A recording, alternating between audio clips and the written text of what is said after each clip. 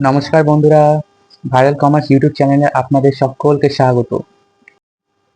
আজকে আমাদের প্রশ্ন হচ্ছে, আ boat can be rowed 9 kilometer upstream or 18 kilometer downstream in a period of 3 hours.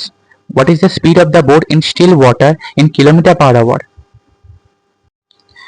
একটা বোট 9 কিলোমিটার আপস্ট্রিমে যায় অথবা 18 কিলোমিটার ডাউনস্ট্রিমে যায় 3 ঘন্টায়, তাহলে বোটের স্পিড কত হবে in still water? Answer kilometre per আওয়ারে আসবে। চারটে অপশন দেওয়া আছে, কোনটা হবে চলুন দেখা যাক। তাহলে স্পিড বার করার ফর্মুলা হচ্ছে ডিস্টেন্স বাই টাইম। সেই রকম ভাবে speed in upstream, speed in downstream আমি লিখে নিচ্ছি। তা স্পিড কি করে বার করতে হয়, কি দেওয়া আছে, 9 কিলোমিটার বাই 3 ভাগ করলে 3 কিলোমিটার পার আওয়ার বেরোবে। সেই মতো ডাউন স্ট্রিমে কি হবে, 18 ছিল, ডিভাইড কাকে দিয়ে করবো, 3 দিয়ে, কারণ 3 ঘন্টা আছে, তাহলে 6 কিলোমিটার পার আওয়ার।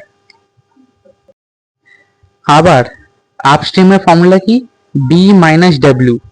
বি হচ্ছে বোট, ডাব্লিউ হচ্ছে ওয়াটার, আর ডাউন স্ট্রিমে বি প্লাস ডাব্লিউ। তাহলে বি প্লাস ডাব্লিউ ভ্যালু কত, 6। বি মাইনাস ডাব্লিউ কত, 3। এবার আমরা বিয়োগ করে দেবো, ডাব্লিউর সাথে ডাব্লিউ কেটে যাবে, তা কি হলো, যোগ করলে 2b ইকুয়াল টু 9। তাহলে 1b কত হচ্ছে, 9/2। 9/2 মানে 4.5 কিলোমিটার পার আওয়ার। অপশানে দেখুন 4.5 কিলোমিটার পার আওয়ার দেওয়া আছে, তো ওটাই আমাদের রাইট উত্তর। তো বন্ধুরা, ভিডিওটি ভালো লাগলে লাইক, শেয়ার, সাবস্ক্রাইব আর কমেন্ট করে জানিও।